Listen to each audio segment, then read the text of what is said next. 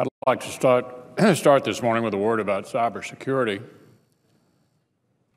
No one doubts the need to strengthen our nation's cybersecurity defenses. Open source reporting clearly shows that our defense industrial base, financial sector, and government networks are all under attack by nation states as well as independent hackers.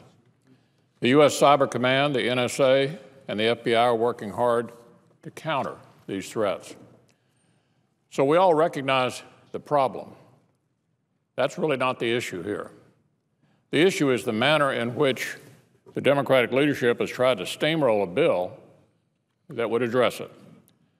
Members on both sides of the aisle have recommendations for improving our cyber defenses, and some of them thought this bill would provide an opportunity to propose those ideas through amendments, especially since Democrats didn't allow for an opportunity to do so in committee.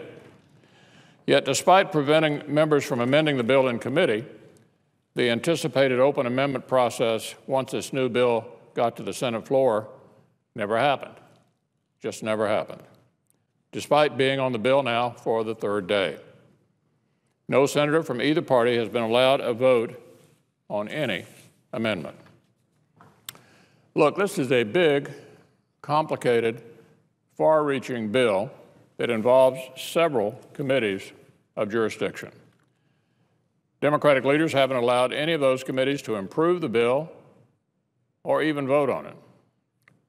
Frankly, I was a little surprised the Majority Leader decided to file cloture and end debate before it even started.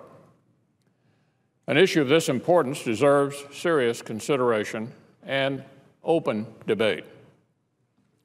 Instead, the Majority Leader waited until the last week before August to even take it up.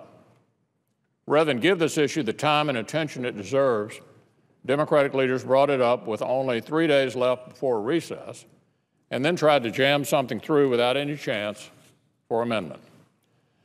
The few days the bill was on the floor, the majority limited its consideration to debate only, and then filled the tree and filed cloture. But of course, that's kind of par for the course around here. This is the 65th time the Majority Leader has filled the amendment tree and filed cloture. The 65th time. Just to give you a point of comparison, the last 6 party leaders did it 40 times combined. The last 6 party leaders did it 40 times combined. So the Majority Leader has set a historic pace for blocking amendments. No amendments in committee, no amendments on the floor, take it or leave it. That's the story of the Senate under the current leadership. And the notion that we should just roll over and wade through these bills without having a chance to improve them, and that Democratic senators would be willing to be rolled in such a way, is ridiculous, especially on a bill of this significance.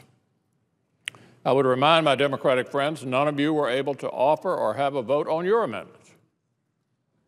By filing cloture and filling the tree, your amendments were blocked as well. The senior senator from Missouri authored 3 amendments and co-sponsored 3 others. None of those will get votes if cloture is invoked. The senior senator from Arkansas has 2 amendments and co-sponsored another. None of those will get votes if cloture is invoked. The senior senator from Louisiana has authored 2 amendments and co-sponsored 1 more. None of those will get votes if cloture is invoked. As of this morning, 29 Democratic senators have filed 74 amendments, not counting the ones used to fill the tree. That's a lot of amendments. They won't get any votes. Now, I may not support all of these amendments. In fact, I'm sure there are many I probably oppose. But that doesn't mean the senators who propose them should not be entitled to have a chance to make their case. Instead of just rubber stamps for the Majority Leader, I would encourage these senators to stand up for themselves and their constituents and demand to be heard.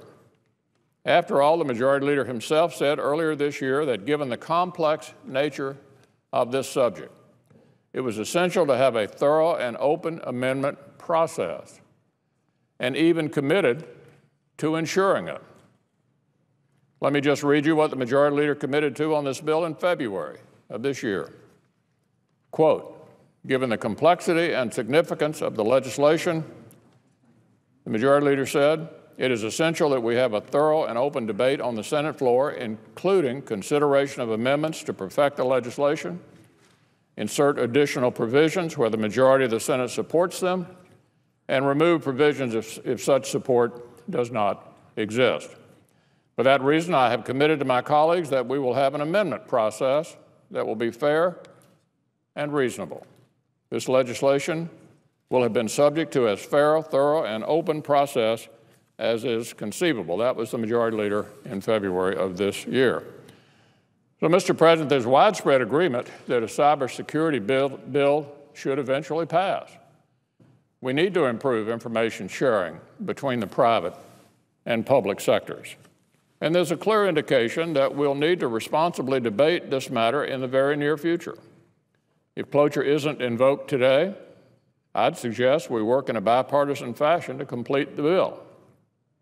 And I would suggest that the next time we take it up, we allow the Senate to be the Senate. Let senators have their proposals considered on the floor, especially if the Democratic leadership is not going to allow them to be considered in committee. Now, Mr.